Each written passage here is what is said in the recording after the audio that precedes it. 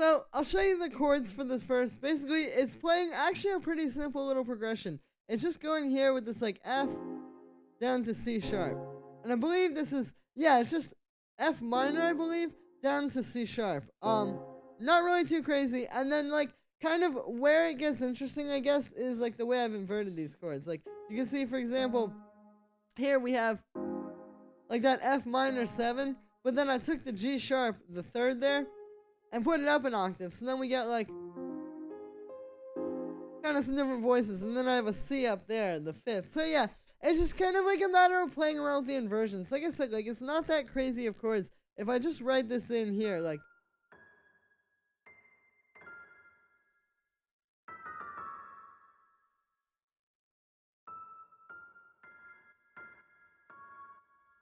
it's just those two chords. And then yeah, it's like kind of the way that you play around with inverting them. And then you can see also like over here, for example, I've got like this chord, which is still based on an F minor. But you can hear it's a little bit different. So yeah, and then for the sound on this one, I made this actually using Ableton's grand piano. So what it is it's the grand piano, and I was trying to dial it back a little bit and get that more like kind of soft, delicate piano sound that you hear in a lot of Maribou States music. And this is basically how I've done this. The key here is you have a really low velocity going into the piano. So I have the velocity set pretty average in here, but then you can see I'm using this to control it. I like doing it with the actual velocity MIDI effect because you can just sit there and change the knob really easily, as opposed to like if you do it with the actual individual velocities of the notes, it can get kind of difficult to mess with. But yeah, the velocity makes a difference because you can hear that's not really the sound you want. But when we turn it back, like I said, it's more delicate and kind of soft. So yeah, and then after that, I just have a bit of reverb just to give it some space. Pretty standard stuff there. The reverb definitely helps to make it more like smooth. Then we just have a bit of saturation, just kind of fatten it up a little bit. Here's without that. And then with it, you can hear what that's doing there. And then after that, I just have an EQ8 cutting out the low just to clean it up for the bass. And then finally, just a compressor sidechaining it to the kick. And that is it for the piano. The next thing that we have here is this little granulator ARP thing, which sounds like this.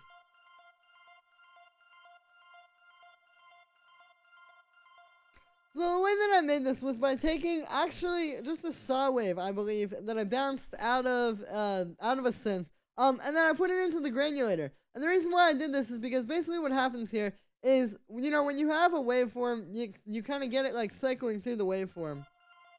And then when you use a granulator, or a granular synthesis, basically what happens is you're playing back like different parts of the sample. It's similar to a sampler where you're playing a sample, but a sampler just plays, you know, from start to finish.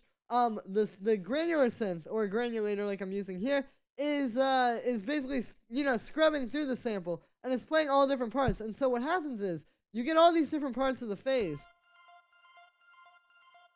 and you can hear. I'll turn off the effects so you can hear it even more. It sounds like really, really lively now.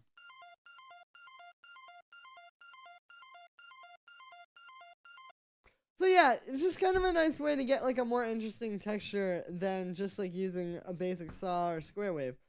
After that, I have this ping pong tool. You can see this is just set to quarter notes. I've got the feedback up pretty high.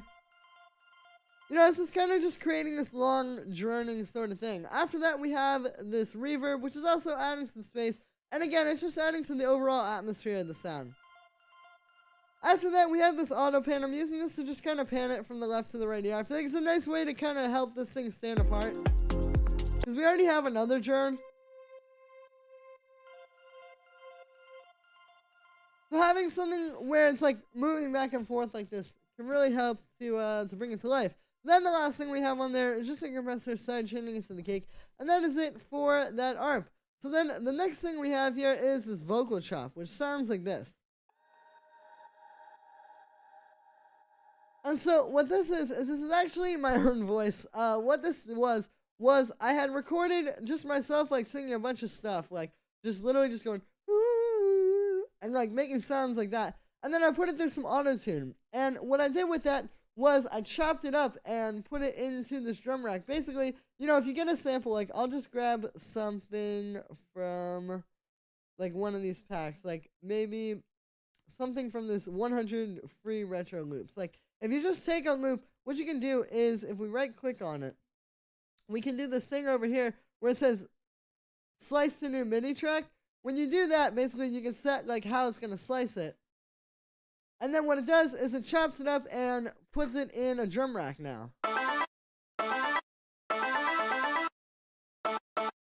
And yeah, so that's basically what I did with the recording of myself singing. And then I just went through and kind of found different parts. And the cool thing about making vocal chops this way is, you know, when you put it through Auto-Tune like I did before I chopped it, you kind of like, it makes it kind of like fail-proof or fail-safe. Like, you know, you're not going to have something that doesn't work with the music, basically. Like, all of these chops, even though some of them don't sound as cool, you can hear like all of them work. They're all in the same key. Even if you sing just gibberish like I did, just like all over the place, you can still get something cool. And so that was what I did. And then I just took this one chop in particular that I liked. And you can see what I did was I warped it, I put it on Complex Pro, and then I pitched it so it's kind of like getting the formant shifting as well. And yeah, and then that just plays here. That's kind of like some extra musical background, you know? It helps to have elements like this that are kind of coming in and out and aren't just like playing the whole way through. So yeah, and then for effects on that, I just have a bit of ping pong delay, just giving it some delay, a bit of reverb as well to give it some more space, and then we just have an EQ8 cutting out the low end and a compressor side chaining into the kick. The next thing we have here is this little guitar sample, which sounds like this. And so what this is it's actually a recording of me playing guitar, or I just recorded this one chord. I'm reversing it right now so you can hear it. It's this. Just playing one chord, and then I just reversed it, like so, and then I just put it through some delay, and some reverb. Pretty simple stuff there, but again, it's just kind of one of those things that, like, it's not just playing the whole way through, it just kind of comes in certain parts, and it gives you kind of some cool musical stuff in the background. After that, we have this sample, this little background noise, which sounds like this. So what this is actually a recording of that I took when I was on the subway in New York. And basically, it's a recording of a bunch of background noise, and then there's like this guy talking in the background. Yeah, so you can hear that. And then what I did was I reversed it because I wanted to make it, I really like that voice. Like, I feel like that's a cool background element to have in your track, but you know, if you just have somebody talking in the background, it's gonna be kind of weird. So I reversed it to obscure it and make it so that you can't tell what he's saying, but you can still hear that voice in the background. And then for effects on there, I just have an EQ8 just doing a bit of a low end cut and a little bit of a high end cut as well. I guess just cutting off some of those like really sharp high end frequencies. And yeah, after that we have this drone which sounds like this.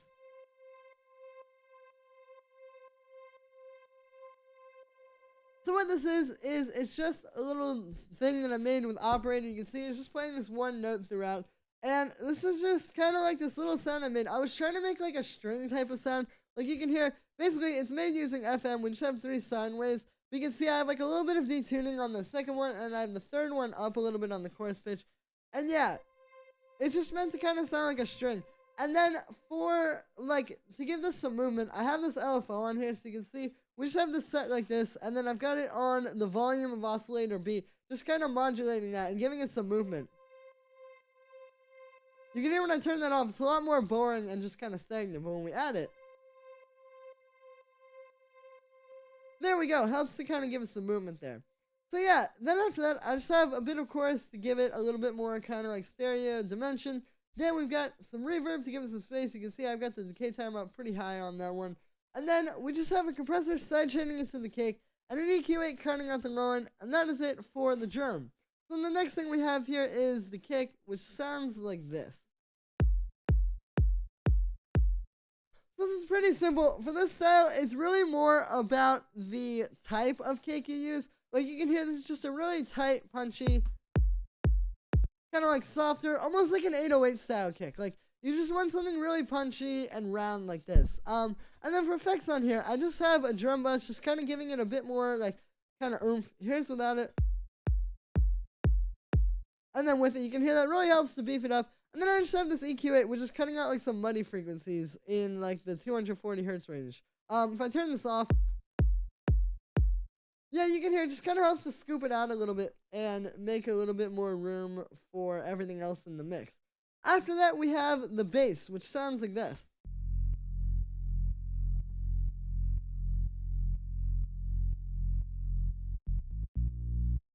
So what this is you can see it's just playing this bass line that's kind of like droning on one note. I like having bass lines like this. It feels very organic because you can tell like when it goes away from playing the same notes as the piano, it really helps to kind of like set the sub apart. Like it lets the bass kind of be in one spot and then everything else is in another spot. And yeah, it just really helps to kind of differentiate everything. And also, it works really well. Like you can hear having a bass line like this, it's just going on that one note, and then like kind of those bouncy things at the end. I feel like really works well to sort of ground this in this track. So for the sound on this one, I have it just playing this one note, and then I have this operator thing that I made. What this is it's 3 sine waves. You can see I have these like kind of different settings. We got the chorus pitches on the first 2 down a little bit, and then the fine tune on the second one is up a little bit as well. Kind of detuning it and giving it a little bit more movement. And yeah, then after that I have a drum bus kind of fattening it up, and then just this EQ8 which is cutting out around like 100 hertz as well as around like 200 hertz just to kind of cut out some muddy stuff. And then finally just the compressor side chaining into the kick, and that is it for the bass. So then I have the kick and the bass in a group as well just to kind of beef them up and kind of make the low end more cohesive. I'll show you. Here's with no processing. And then all of it. So yeah, you can hear it's making a big difference here. The first thing we have is this drum bus. You can see I just have the drive and crunch up a little bit, kind of fattening it up a little bit. After that, we have this compressor, which you can see I've got the attack up, so it's not messing with the transient of the kick, but it's just kind of lightly compressing these two together and helping to flatten out the volumes a little bit. And then finally, we just have an EQ8, which is boosting the low end a bit, boosting the high end a little bit as well for that click on the kick. And then we just have a little bit of a cut around like 245 hertz, similar to what I did on the individual kick and bass. This just helps to make it kind of a bit smoother and a little bit more open. So the next thing that we have here is, or are the hi-hats, which sound like this. So what we have here is 3 hi-hats. We have this one, just like a simple one playing on the upbeats. This one, which is made with operator, which is just some white noise. You can hear it's playing 16 notes, but it's just some white noise going into a bandpass filter. I have an auto pan on there, kind of making it go from the left to right ear. And then I have an EQA just cutting out some low end as well. And then the last layer for the hi-hats that we have is this little jingle, which sounds like this. So what this is it's actually this sample.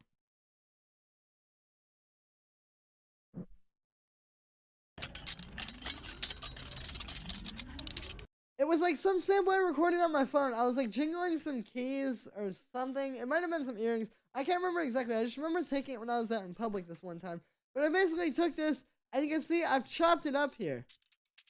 And then what's going on is we have these 2 drum buses, which I'm only using for the transient shaper actually. You can hear here's without them.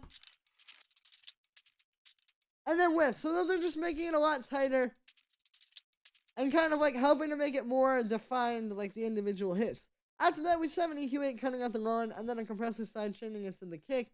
And then, yeah, and then I have all these hi-hats grouped together, similar to, you know, grouping the kick and the bass together. Just helps to make everything in a similar range a lot more together. So you can see on here, we actually just have this EQ8. I had a saturator on there, but I got rid of it. But yeah, you know, just kind of cutting out that low end on these. Filters them all to an even level and makes them more together. Then after that, we have this rim shot, which sounds like this.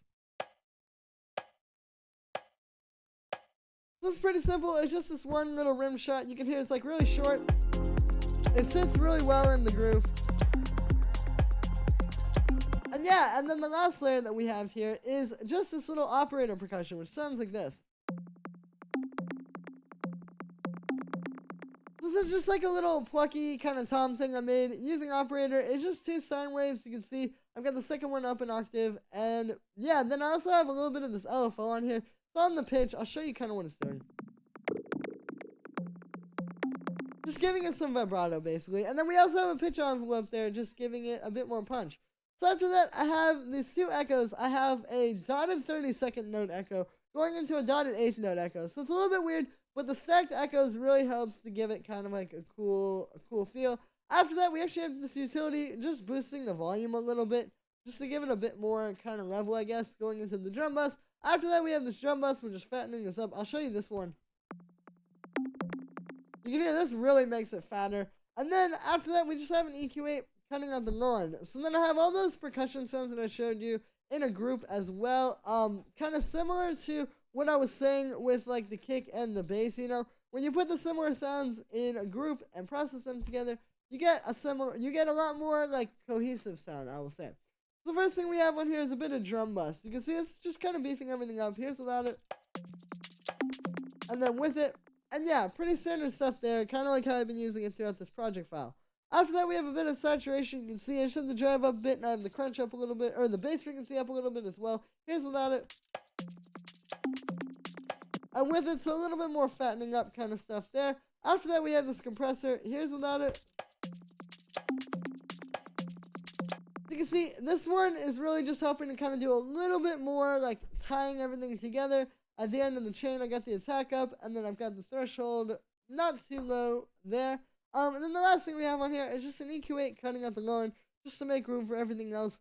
And yeah, so that is pretty much it for this one, guys. I hope you enjoyed this one very much. If you've been requesting this one for the past few months, I hope you enjoyed it as well. And yeah, so like I said, that's me for today, guys. I hope you enjoyed it. Make sure to let me know what you think of this video in the comments. Make sure to like this video as well as subscribe and hit that little notification bell as well, so you get notified every time I drop a video. Once again, you get the project file and samples and MIDI and presets from this video in the description, and if you're a patron on my Patreon, check there because they'll be available there shortly. And yeah, I will see you guys again tomorrow with another video.